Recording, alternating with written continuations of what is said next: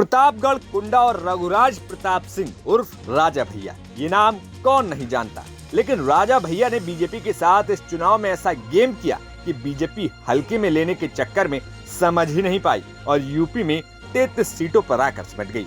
ऐसा हम इसलिए कह रहे हैं क्योंकि गुरुवार को सुबह सुबह कुछ तस्वीरें सामने आई जिन्होंने राजनीतिक गर्मी बढ़ा दी। ये तस्वीरें थी बाहुबली विधायक रघुराज प्रताप सिंह उर्फ राजा भैया और कौशाम्बी लोकसभा से सपा के जीते हुए सांसद पुष्पेंद्र सरोज की।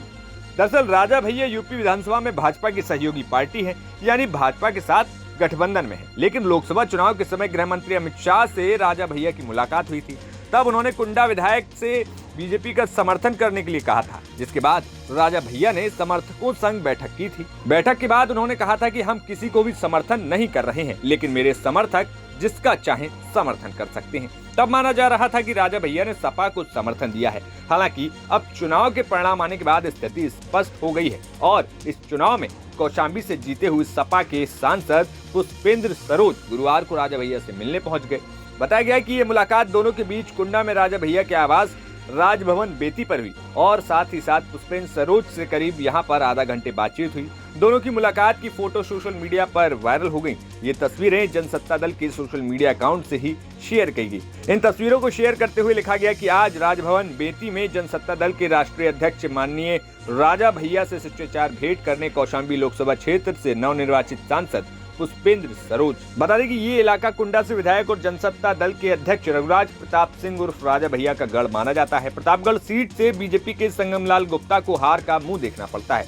पहली बार चुनाव लड़े सपा प्रत्याशी शिवपाल सिंह पटेल ने यहां पर जीत हासिल की। उन्होंने बीजेपी को 66,206 वोटों से हराया। इसी तरीके से 10 साल बाद कौशाम्बी संसदीय सीट पर सपा ने एक बार फिर साइकिल में रफ्तार भर दी। सपा प्रत्याशी पुष्पेंद्र सरोज ने सीधे मुकाबले में 1 लाख से अधिक वोटों के अंतर से बीजेपी के विनोद सोनकर को हैट्रिक लगाने से रोक दिया। प्रतापगढ़ और कौशाम्बी दोनों सीटों पर बीजेपी के हार के पीछे राजा भैया की मौन साधना को बड़ा फैक्टर माना जाता रहा है। दरअसल मतदान के पहले उन्होंने जनता से अपने आत्मा की आवाज पर वोट करने का आह्वान किया था।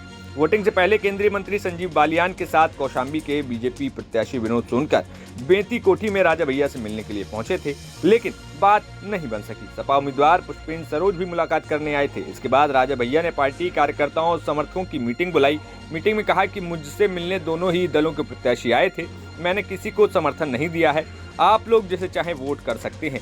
कोई प्रत्याशी ऐसा नहीं है कि हम गारंटी ले सकें कि वो आपके सुख दुख में साथ खड़ा रहेगा। इसके बाद अगले ही दिन बड़ी संख्या में एकजुट जनसत्ता दल लोकतंत्र के कार्यकर्ता सपा प्रत्याशी पुष्पेंद्र सरोज के काफिले में शामिल होकर प्रचार करने लगे।